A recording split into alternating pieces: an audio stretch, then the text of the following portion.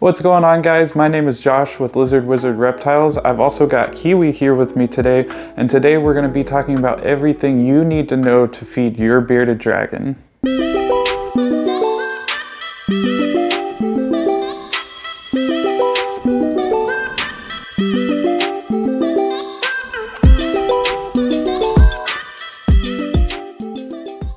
First, we're going to start off with what you should be feeding your bearded dragon, and we're actually going to start off with greens for this. So bearded dragon diet is an omnivore diet. So that means that they eat both plants and they eat protein. So you're gonna need a steady supply of bugs for your bearded dragons, and you're gonna need a steady supply of some sort of dark leafy greens to be available to you. Okay, so first we're gonna talk about the kind of greens that they should be eating. I wrote it down just so I don't forget any of them. So there's mustard green, collard greens, turnip greens, dandelion greens, bok choy, cilantro, kale.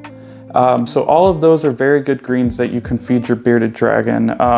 So what I would suggest is actually picking like maybe 3 or 4 of those types of greens that you can find regularly, and just kind of rotate those out throughout the week on what you're feeding your bearded dragon. So usually what I do, I try and go for things that are higher in calcium to begin with.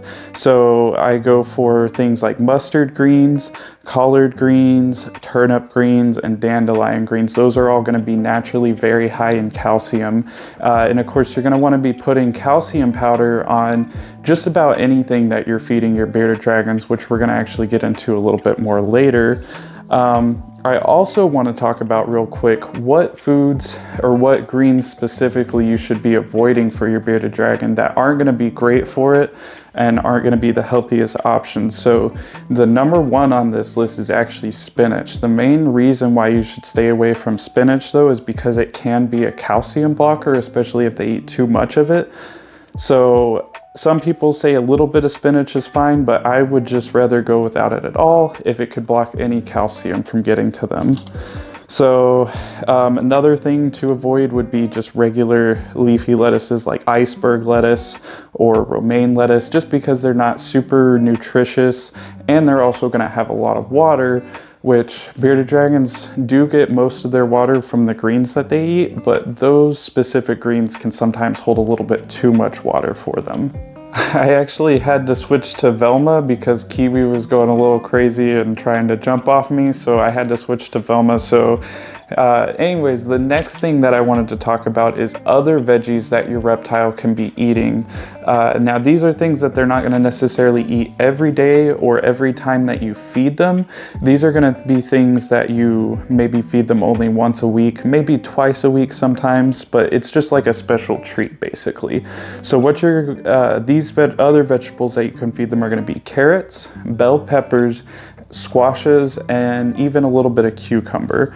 There are definitely some veggies that you want to avoid, and that's going to be the ones that I know for sure are avocado and onions, but I would just kind of stick to carrots, bell peppers, and squashes because those are going to be the safest and items to feed your bearded dragon, but you're not going to want to overfeed them, so maybe only feed them those like maybe once a week, like I said. Okay, so now we're getting into the protein side of things. So all of the protein that the bearded dragons are going to eat are going to be bugs, because they can't eat things like human raw meat or anything like that. Like they can't have beef or pork or chicken or anything like that. So they're mostly going to be feeding on bugs. Now, they need a good variety of bugs to feed on because you don't want to feed them the same thing every single day. And there's also definitely certain bugs that are a lot more nutritious than others, and some that you only want to really feed as treats. So the most important, I would say the most important 3 bugs that you can keep on your list to rotate out to feed your bearded dragon are going to be dubia roaches, they're going to be crickets, and mealworms. All of these you can get from either order them online or you can get them at pet stores and things like that. So sometimes even PetSmart sells dubia roaches and crickets and even mealworms. It's going to be a lot easier to order them online though, especially if you want to order a good bit to last you a while. Another thing you can do is discord roaches. Discord roaches are a good replacement for dubia roaches, especially if you live in Florida, because in Florida you can't use dubia roaches. Other bugs that you can feed your bearded dragons that I don't necessarily feed on a regular basis, but only every once in a while, are going to be black soldier fly. Black soldier flies or black soldier fly larvae, either one. And then other things you can do occasionally would be like silkworms, waxworms, and hornworms. Now with silkworms and waxworms, they're going to be really high in fat, so you don't want to feed those as a staple. That's only occasionally as a treat. And the hornworms are also only occasionally as a treat because they're really high in water content.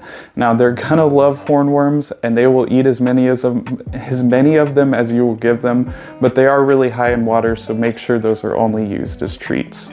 Okay, and before we continue to the next part of the video where we're going to be explaining how to feed your bearded dragon all the way from baby stage all the way up to their adult stage, before I do that, I just wanted to mention that anything that you feed your bearded dragon, whether it be greens, whether it be bugs or other vegetables, you always need to have some of this. It's calcium plus powder.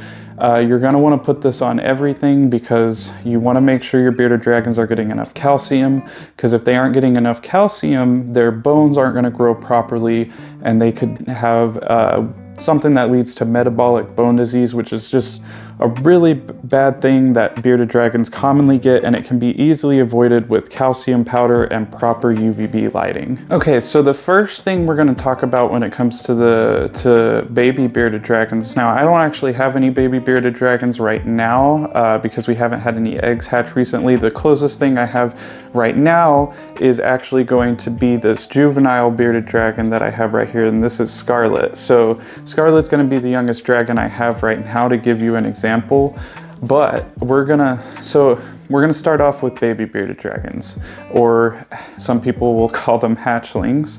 So hatchling bearded dragons, as soon as they come out of the egg, you're gonna want to be feeding them at least twice a day, each of those times gonna want to feed them just about as much as they're gonna eat. So with the bugs, you're gonna want the bugs to be about the size between their two eyes, and if you do any bigger than that, that could be too much for them to handle as babies. So you're going to want to keep the bugs smaller than the space between their head.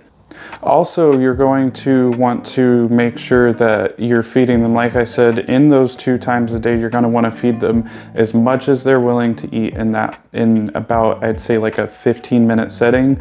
So this could be you tongue feeding them. This could be you having a feeder bowl that the bugs can't escape from, but you want to feed them about as much as they can eat in that amount of time, and you want to do it twice a day. Now, when you're feeding them the greens, when they're babies, you're going to want to actually have either a food processor or a blender for this, because you're going to want to put the greens in there and blend them up to where they're really small, so that way the babies can eat them without having a chance of choking on them.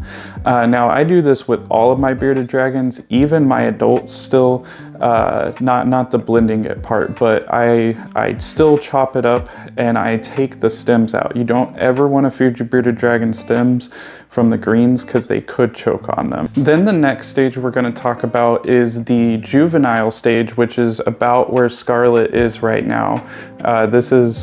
She's still pretty small, has a lot of growing to do, but at this point, so baby bearded dragons are from when they're born to about 3 months old. Then when they hit 3 months old, they come into the juvenile stage until they hit usually about, I'd say, 6 months to a year old. It kind of depends on every bearded dragon, but so from 3 months old on to about a year, you're going to start feeding them every day instead of twice a day. So when you feed them every day, it's still going to be the same thing. You feed them just about as many as they can eat in one setting, appropriately sized bugs.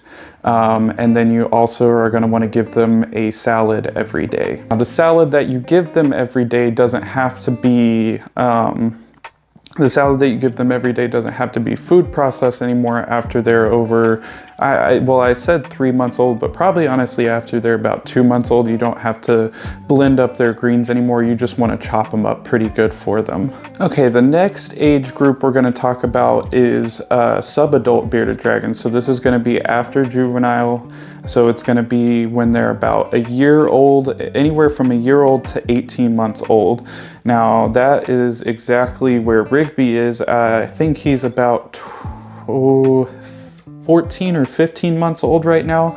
So he's right on the edge of being a sub-adult bearded dragon, really close to being an adult. And honestly, he's about pretty close to what his adult weight will be. He might grow a bit more still. But so what you're going to want to do with feeding your sub-adult bearded dragons now is I would honestly go ahead and move to feeding your bearded dragon every other day. This is what I do, and it keeps them from getting overweight and eating too much. They really don't need to eat every single day after this point. And honestly, I feed my sub-adults and my adults just about the same. So every other day, I'm feeding my sub-adults and my adults, and I'm feeding them now, instead of feeding them as much as they want in each setting, I'm giving them, you know, now they're eating large bugs, and I give them about, I'd say, anywhere from 15 to 20 bugs every other day. And then I give them a pretty good sized salad every other day as well. So once they get to sub-adult, all the way up into adulthood for the rest of their lives, this is about how you can feed them, and it should be fine. The only other time I would recommend feeding an adult every day is like if you have a female bearded dragon and she's just laid a clutch of eggs, or she's getting ready to lay a clutch of eggs. But if you're not breeding bearded dragons, you shouldn't really have to worry about it. Now with females, they can lay eggs even without being paired to a male. Those eggs are just going to be infertile, but she's still going to have to lay them, and you're still going to have to feed her a little extra to get her back up to a healthy weight. Okay, so that, for the most part, should be everything you need to know about feeding your bearded dragon, and everything that they can eat and how often you should feed them through every stage of their life. If you have any other questions, please leave them in the comments down below. I also noticed we have quite a few people actually watching our videos and not as many people subscribing, so if you wouldn't mind hitting the subscribe button below, it's really going to help us out, and I really appreciate y'all watching the video today, and we'll see you next time.